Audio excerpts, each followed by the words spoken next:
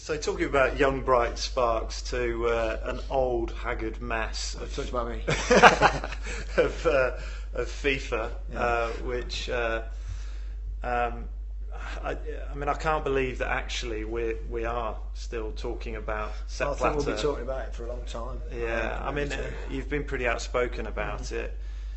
He doesn't seem to be moving fast, Sepp Blatter. Well, we thought he was for one moment, didn't we? We seemed to offer some sort of resignation. Now he's almost denying the fact that he possibly resigned, and he might well run again. I'm sure he will. I mean, his ego is so enormous, and the need for power seemingly so enormous that he wants to carry on regardless. And now he seems to be painting himself as some great knight in shining armour that's rescuing the game from mass corruption, and he's got nothing to do with it. But pretty much everyone now has either been banned or under arrest or under suspicion for various misdoings along the way. And if you were the head of any other business, any other corporation, any other organisation on the planet in any other form, if pretty much everyone under you was found to be possibly dodgy, allegedly corrupt, I think the man at the top might have gone by now.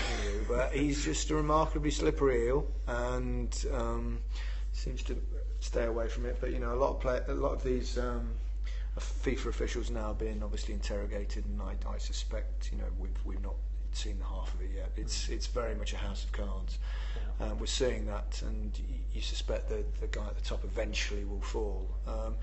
And then start again. It's going to be difficult. It's really it's hard to know how to start again. You've got the way it runs, and the fact that tiny little countries get as much say as huge organisations like Germany and Spain and England and Argentina and Brazil, and it needs a fundamental rethink, and it needs to be hugely transparent. Someone's got to come in there with, I would say, with untainted credentials and integrity to try and get the show on the road again. And because the World Cup is something we must try and salvage, because it's a truly wonderful competition. It's just run by a bunch of reprobates, I'm afraid. Yeah, I think one of the interesting things that we sometimes, I certainly didn't realise, is how popular Sepp Blatter is in other parts of the world. Of course, it's because he's given them power. Absolutely. He's given them a huge say, and they've been getting their nice amounts of money that are supposedly supposed to be spent on grassroots football, but as we well know now, not all of it is.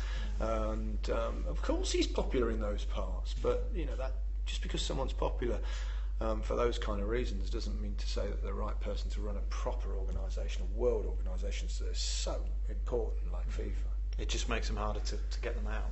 Well, exactly. I mean, he knows, he's that's it. He's almost immovable in terms of votes. It was the only way, really, was ultimately, what he did was, we thought he did anyway for a while, resigned. So, this is going to run, and this could go anywhere. We're not quite sure, but I've been banging on about it for boring people for a few years now. But it's important, though. I think it's important. I've still, a lot of people said to me, "Crikey, you quite."